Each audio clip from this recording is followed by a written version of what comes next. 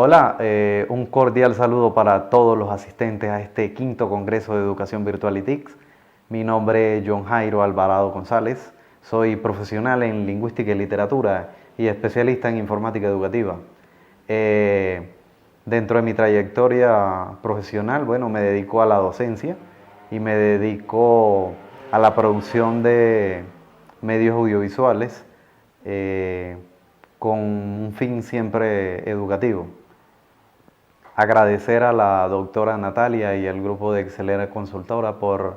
invitarme a este congreso y permitirme compartir algo más de mi conocimiento con todos mis colegas y con todos los interesados en este mundo de la pedagogía y de la educación. He tenido experiencia como docente en los niveles inferiores y a nivel de primaria y bachillerato y a nivel de formación técnica y tecnológica. Eso me ha llevado a esta investigación que todavía está en camino y que la tituló como dispositivos móviles y la transmediación de la comunicación. La inquietud nace hace algunos años de que empezó a ingresar a nuestro país Colombia con fuerza esto de las TIC y del uso educativo, pero la primera reacción de todos era que las TIC eran malas o se enfocaban dentro del campo de distractores de los procesos de enseñanza y aprendizaje. Y esto se basaba en tres fundamentos. Primero, las TIC no enseñan. La segunda afirmación era las TIC no forman ciudadanos, es decir, no forman en valores. Y la tercera, las TIC pueden ser usadas en contra del mismo proceso educativo y pues en eso tienen algo de razón porque hemos presenciado eventos de cyberbullying donde los estudiantes graban sucesos de matoneo y luego lo suben a la red. Entonces a partir de esas afirmaciones pues comencé a pensar en cómo podría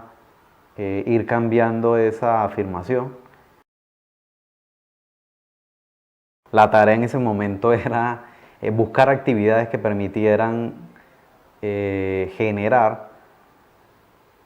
posibilidades en el uso de las TIC frente a que sí podían incluirse en el proceso de enseñanza-aprendizaje y que una de las pretensiones era fortalecer el conocimiento o una de las pretensiones en realidad era buscar a ver qué encontrábamos en ese proceso de exploración. La segunda posibilidad era mirar cómo las TIC sí podían enseñar valores o podíamos crear ambientes de aprendizaje pertinentes y enfocados en estos procesos. Y la tercera función era,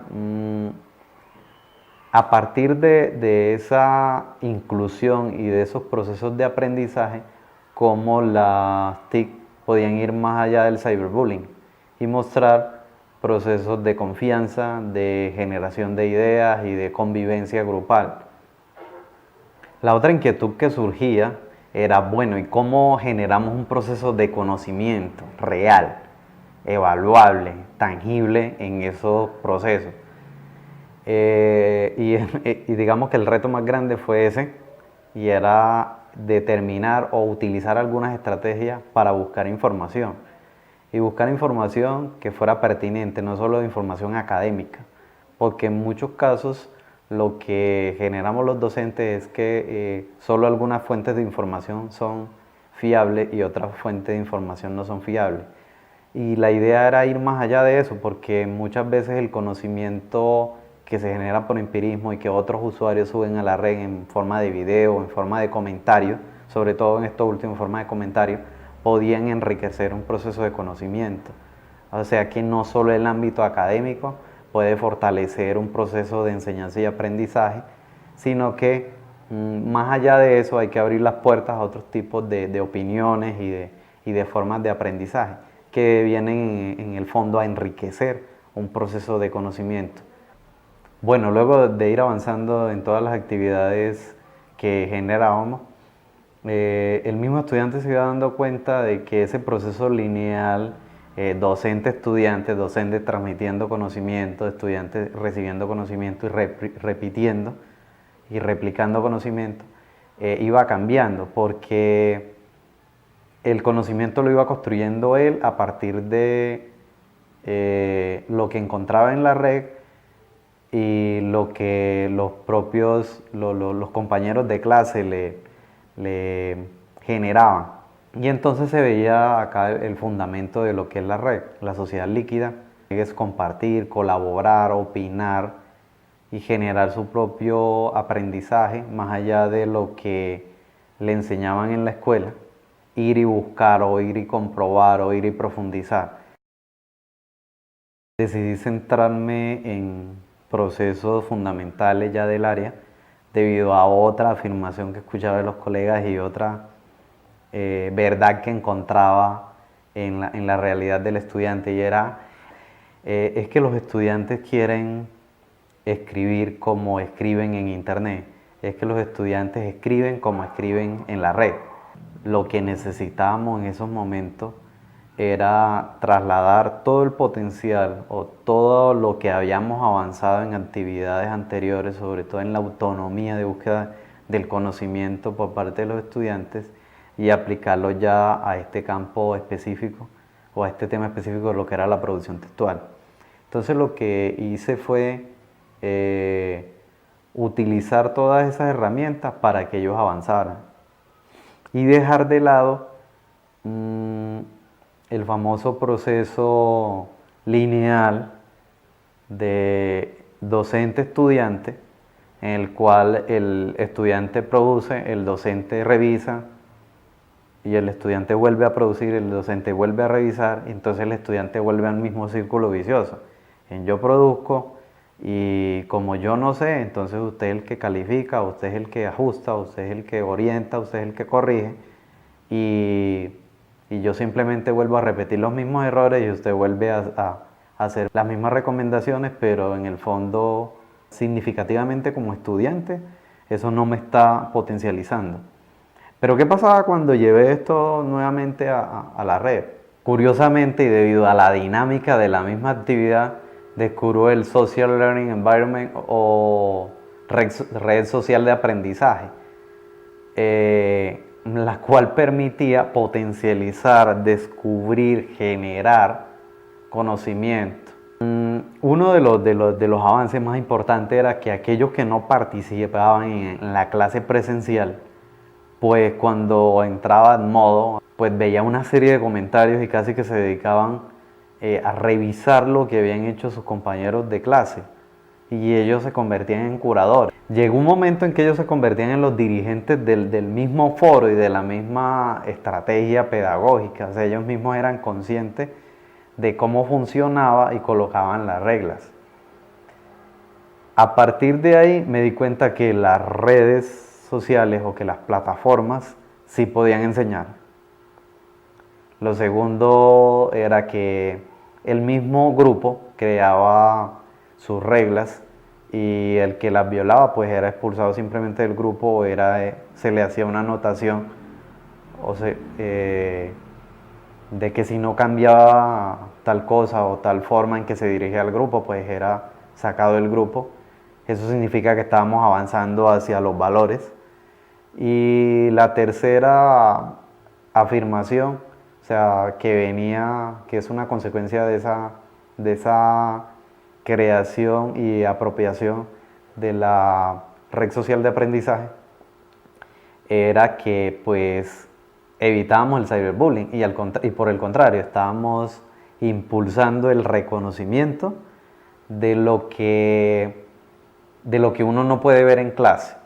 porque en esa dinámica del aprendizaje vertical muchas veces el docente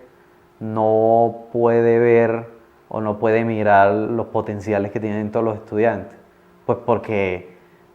hay unos que están capacitados para este tipo de aprendizaje lineal, mientras que otros aprenden de otra forma. Entonces se veía esa dinámica y esa diferencia. Digamos que era una competencia buena,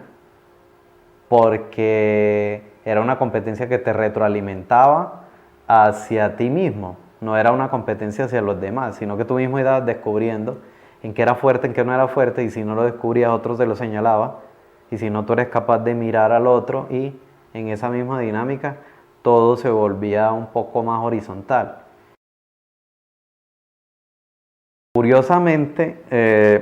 la transmediación la proponen los mismos estudiantes cuando simplemente decían: profe, ¿por qué no generamos actividades en las cuales incluyamos fotos, video, audio, pero con un objetivo fundamental, no simplemente como adornos? Porque a veces lo que sucede con las actividades académicas ahora con esto del uso de las TIC es: bueno, haz una presentación que tenga audio, foto, video, pero no hay como un sentido pedagógico. O sea, ese audio, esa foto, esos videos no están integrados dentro de la misma actividad, sino más bien forman parte de un adorno, es decir, de unos parámetros que tiene que tener, más no de un fundamento de por qué debe contener esos objetivos. Entonces, los mismos estudiantes empiezan a proponer narrativas transmedia, y narrativas transmedias enfocadas a los mismos procesos de comunicación.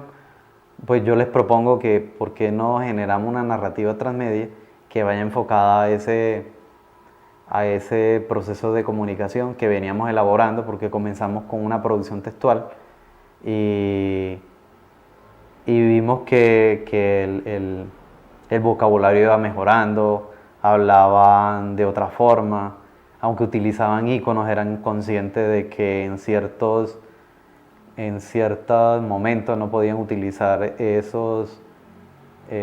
signos, esos símbolos, si no eran pertinentes. Entonces, en esa misma medida, pues fue apareciendo la transmediación, y en estos momentos pues nos encontramos, o me encuentro, digamos, en ese proceso de investigación, avanzando hacia un objetivo: cómo los dispositivos móviles, a través de toda esa inclusión de esas posibilidades de aprendizaje o de transmisión del conocimiento, de compartir del conocimiento, a partir del audio, video, fotografía, potencian la narración oral, potencian la narración visual, potencian la narración audiovisual y crean mundos posibles para los estudiantes, crean clases o crean